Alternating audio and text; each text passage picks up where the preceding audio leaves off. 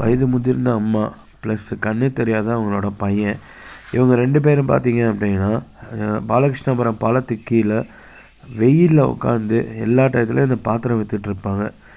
இவங்க வந்து யார்கிட்டையும் நம்பி இல்லை, பிச்சை எடுக்கலை, ஒன்றுமே செய்யலை, ஆனால் உழைப்பை மட்டும் நம்பி இருக்காங்க. இவங்கள ரோட்டில் பார்த்தேன், இவங்களுக்கு எதாவது ஹெல்ப் பண்ணணும்னு நினச்சேன். அப்போ என்னாச்சுன்னா எது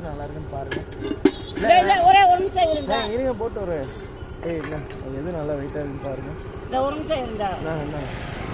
இது நல்லா வெயிட்டாக தான் இருக்கு. கழுவிக்கலாம். இல்லைண்டா அவங்க ஒரு 2 பொருள் கேட்டாங்க, அப்புறம் 1 மட்டும் கேட்டாங்க. சரி, இதுக்கு எவ்வளோண்ணா சொல்லுங்க? எதுங்க வடச்சட்டியா?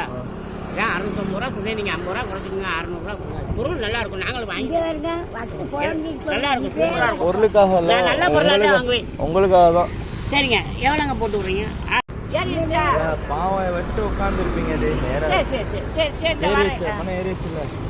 ஏறிச்சாங்க சார். டெய்லி இப்போ வச்சுட்டே இருப்பீங்க, ரொம்ப சங்கடமாக இருக்கும். அவங்களுக்காக தான் வாங்குறேன். ஆமாம் சார், நான் இதான் வாங்கி தான் விற்கிறேன். அதிகம் சாப்பாடு எல்லாம் எப்படி நீங்கள் சாப்பாடு சாப்பிடுவோம், வீட்டில் சாப்பிடுவோம். அது தெரியப்பட்டு வாங்கி கொடுத்தா சாப்பிடுவோம். எங்கே உட்காந்துருப்பீங்க? மதியம் இங்கே தான் உட்காந்துருப்பேன் டெய்லி. சார், நான் டெய்லி எல்லாரும் சாப்பாடு ஃப்ரீயாக வாங்கி கொடுப்பேன். நான் உங்களுக்கு கொடுக்குறேன். இங்கே தான் இருப்பீங்களா? ஆமாங்க. சரி, நான் நாளைக்கு இருந்து கொடுக்குறேன்.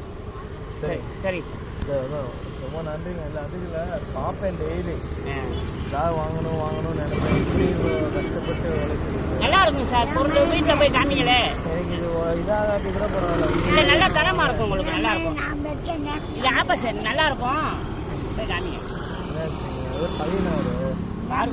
எங்கள் அம்மா தான், நான் கல்யாணம் பண்ணல, எனக்கு பிறவியிலே பார்வை தெரியாது, வேறு வேலை பார்க்க முடியாதுங்கிறதுனால சரிங்க வாங்கி. சரிங்க. உண்மையிலே இந்த ரோட்டில் போயிட்டு வர யாராவது நீங்கள் ஓரளவு கொஞ்சம் நல்ல வசதியாகவோ இல்லை உதவி செய்யணும் அப்படின்னு நினச்சாலோ இவங்கள பாருங்கள். காலையில் இருப்பாங்க, மதிய வெயிலில் மட்டும் தள்ளி அங்கிட்ட உட்காந்துருப்பாங்க. தயவுசெய்து ஏதாவது ஒரு பாத்திரங்கள் வாங்க, உதவி செய்யுங்க, ஒரு மனிதாபிமானமாக இருங்க. வெளியே பாத்திரக்கடையில் வாங்காமல் இவங்களுக்கு உதவி செய்யுங்க. நன்றி.